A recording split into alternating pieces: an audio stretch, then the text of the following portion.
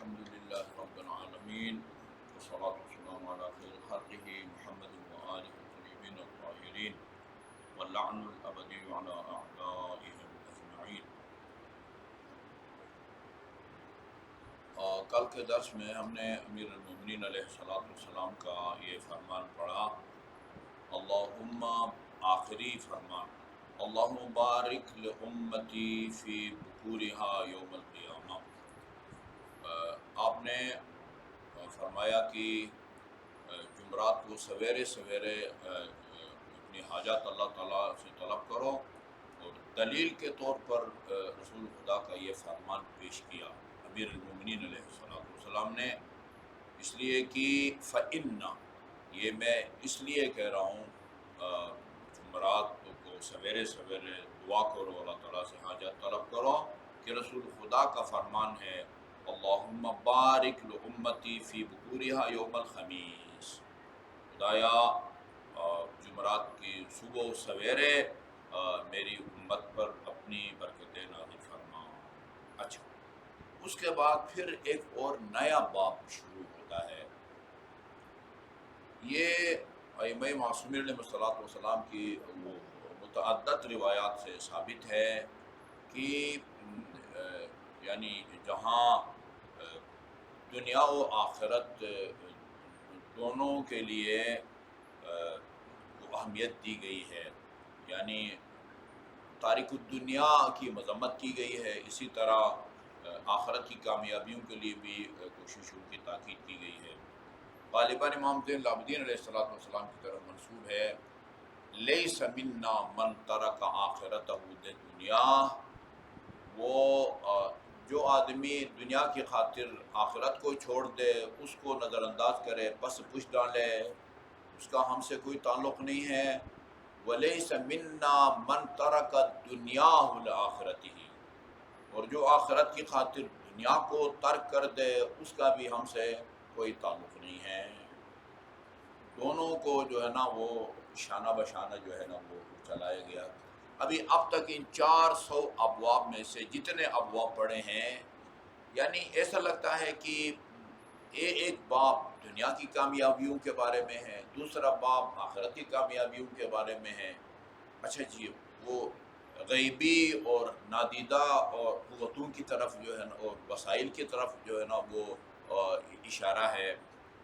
تو یہ مسلمانوں کے لیے ایک انتہائی لازوال سرمایہ ہے ائمہ معصومین علیہ السلام کے اقوال۔ میں نے عرض کیا تھا کہ میں نے یکساں نصاب میں کوشش کی تھی کہ نہج البلاغہ سے جو عہد نامہ مالک اشتر ہے اس کو نصاب میں شامل کرو، اس کے لیے تیار نہیں ہے۔ خالص جو ہے نا ایک نظام کا طریقہ بتایا ہے کہ بھئی کس طرح نظام چلایا جائے۔ پہلے میں نے آپ کو بتایا ہے کہ یعنی انڈیا میں راجیو گاندھی کے اعتراف کے مطابق انڈیا کا جو آئین بناتے ہیں اس وقت یہ عہد نامہ مالک اشتر سے استفادہ کرتے ہیں، جو حضرت علی نے اپنے گورنر مالک اشتر کو بنا کے دیا تھا۔ اچھا، ادھر میں نے کہا اس کو شامل کرو تو نہیں ہو سکتا۔ کیوں نہیں ہو سکتا؟ اس میں مالک اشتر کا نام آتا ہے۔ مالک اشتر نے کیا بگاڑا ہے بھائی آپ کا؟ وہ حضرت عثمان کے گھر کا محاصرہ کرنے والوں میں شامل تھے، یا تو پھر جتنے بھی لوگ اس محاصرے میں شامل تھے محاصرہ کرنے میں، ان میں سے کسی کا نام بھی شامل نہ کرو۔ بہت ساروں کا وہ صحابہ کرام تو ان کا نام شامل ہے، اس کا نام شامل نہیں کرو۔ اس کی وجہ یہ نہیں ہے کہ وہ محاصرہ کرنے والوں میں شامل ہے، اصل وجہ یہ ہے کہ حضرت علی فرماتے تھے کان لی مالک کما کنت لرسول اللہ، مالک اشتر میرے لیے ایسا تھا جیسا میں رسول خدا کے لیے تھا۔ جس طرح میں رسول خدا کا دست و بازو تھا، اسی طرح مالک میرے لیے دست و بازو تھا۔ بھئی یار آپ کی عدالتوں میں وہ جو ہے نا برطانیہ کا فلاں جج نے فیصلہ کیا ہے، اس کی بیس پر فیصلے کیے جاتے ہیں۔ انڈیا کا ایک ہندو سکھ جج نے فلاں کورٹ میں یہ فیصلہ کیا ہے، اس کے بیس پر یہاں اسلامی جمہوریہ پاکستان کی عدالتوں میں فیصلہ کیا جاتا ہے. ہاں وہ حضرت علی کا عہد نامہ مالک اشتر سے استفادہ کرو تو کیا ہو جائے گا؟ ابھی قیامت آ جائے گی. یہ ملک کے معراج خالد جب یہ تھے قومی اسمبلی کے اسپیکر، یہ ہم فیصل یونیورسٹی کا دورہ کرنے گئے تھے. اس وقت ایجوکیشن سسٹم کے کچھ افراد تھے.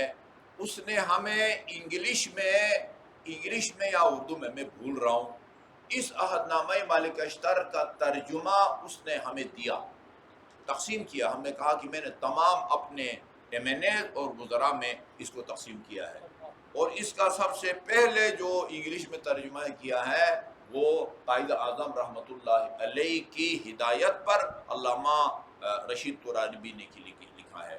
اس کا انگلش ترجمہ میرے پاس، اردو ترجمہ بھی موجود ہے، انگلش ترجمہ بھی موجود ہے. اور انہوں نے اپنے ترجمے کے مقدمے میں لکھا ہے کہ قائد اعظم رحمۃ اللہ علیہ نے کراچی کے فلان ہوٹل میں، اتنے ہوٹل کا نام دیا یا نہیں دیا، مجھے کمرہ لے کے دیا اور کہا کہ آپ نے فوراً جو ہے نا وہ اس کا انگلش میں ترجمہ کرنا ہے. انہوں نے انگلش میں ترجمہ کیا ہے. سرمایہ ہے. ہاں وہ تو سنا ہے پتہ اقوام متحدہ کے وہ اس میں چارٹر میں کیا آ گیا ہے، وہ امام زین العابدین کا جو ہے نا رسالہ حقوق. ہاں یہ عہد نامہ یہ ابھی یہ دیکھیں نا، یہ ایک بات جو ہے نا، یہ جہاں شہد جو ہے نا ہر بیماریوں کے علاج ہے، کھانے سے پہلے نمک چکھو تو اس کا یہ فائدہ ہے، اچانک جو ہے پھر کہتے ہیں سفر کے لیے نکلو تو یہ دعا پڑھو. ہاں اچھا جی یہ نماز تہجد پڑھو. اور یہ کبھی ایک آخرت کی کامیابی کا نسخہ بتاتے ہیں، کبھی دنیا کی کامیابی کا ایک نسخہ بتاتے ہیں، اور یہ بتا رہے ہیں کہ بھائی دیکھو وہ کیا کہتے ہیں لا تنس نصیبک من الدنیا. یہ دنیا سی ایس ایس کی اکیڈمی میں باقاعدہ پڑھائی جاتی ہے. سی ایس ایس کی جو اکیڈمی ہے نا، لڑکے پاس ہو جاتے ہیں، اس میں پڑھائی جاتی ہے. مجھے ایک لڑکے نے کس میں پڑھائی جاتی ہے؟ سی ایس ایس اکیڈمی میں عہد نامہ مالک اشتر. سی ایس ایس اکیڈمی میں جہاں لڑکوں کو سی ایس ایس کرنے کی ٹریننگ دی جاتی ہے، وہاں عہد نامہ مالک اشتر ہم ان کو خراج تحسین پیش کرتے ہیں جنہوں نے قدر کی اس علیہ السلام کا. اللہ تعالیٰ یہ جو ہمارے یکساں نصاب میں شامل دوست ہیں ان کو دل سے وہ امیر المومنین کے بارے میں یہ قدورت ہے نا یا تعصب، اس کو نکالنے کی توفیق عطا فرمائے. مالک کا نام شاید اس لیے نہیں لانا چاہتے ہیں کیونکہ قاتل کا چہرہ برملا ہوتا ہے. اچھا جی، تو یہ بات فراہم، یہ آج یہاں سے نئی بات ہے. سفر کے لیے نکلو، وَلْيَقْرَأْ إِذَا خَرَجَ مِنْ بَيْتِهِ الْآيَاتِ مِنْ آخر آل عمران. اچھا جی، جب گھر سے نکلو سورہ آل عمران کی آخری آیات کی تلاوت کرو. اچھا میں نے چیک کیا 200 آیات ہیں سورہ آل عمران کی، 200 آیات ہیں. اس میں آیات جمع کا لفظ استعمال ہوا ہے. عربی میں کم از کم 3 یا 3 سے زیادہ کے لیے جمع کا لفظ استعمال ہوتا ہے.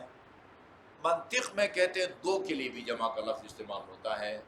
آخری آیت تو وہ ہے اِنَّ الَّذِينَ آمَنُوا یا ایھا الذین آمنوا اصبروا وصابروا ورابطوا واتقوا اللہ لعلکم تفلحون. یہ آخری آیت ایک ہے. باقی شاید اگر آپ کہیں کہ کم از کم جو ہے نا وہ 3 ہونی چاہیے، پھر جو ہے نا وہ 198 199 اور 200 والی ہونی چاہیے. بہرحال یہ اس کو پڑھو. اور آیت الکرسی، سفر کے لیے نکلو تو آیت الکرسی پڑھو. اور وَإِنَّا أَنزَلْنَا ام الکتاب سورہ فاتحہ. فَإِنَّ فِيهَا، یہ نہیں کہ صرف آپ کا سفر محفوظ رہے گا خطرات سے، نہیں.